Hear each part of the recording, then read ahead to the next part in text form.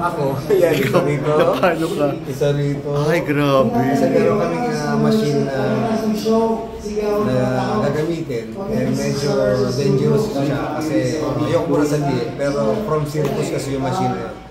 So, medyo delikado siya. So, medyo mahirap siyang gawin. That's why medyo hindi maiwasan na aksidente. We're doing this for the Bandang people talaga. We're doing this para makakita sila ng kakaiba. Para naman in 15 years may makita silang bago.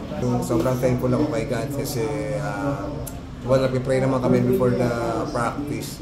So, thankful ako na ito lang yung inabot ko and I think siguro kailangan lang talaga namin mag-ingat. Siyempre, ang Madlang people nag-expect.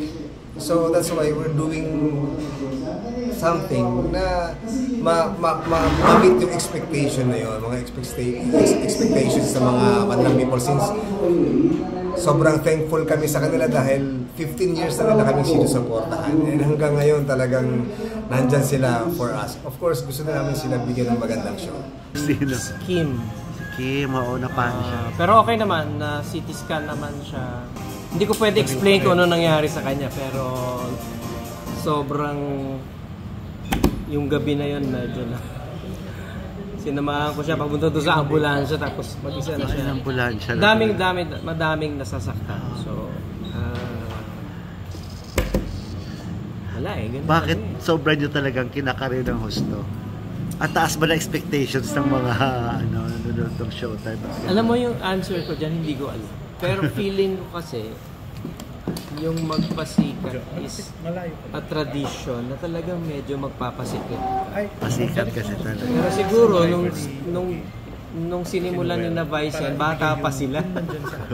Ngayon hindi na sila bata.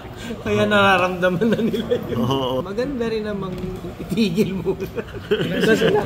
But naasahan naman namin na it's worth all the hard work.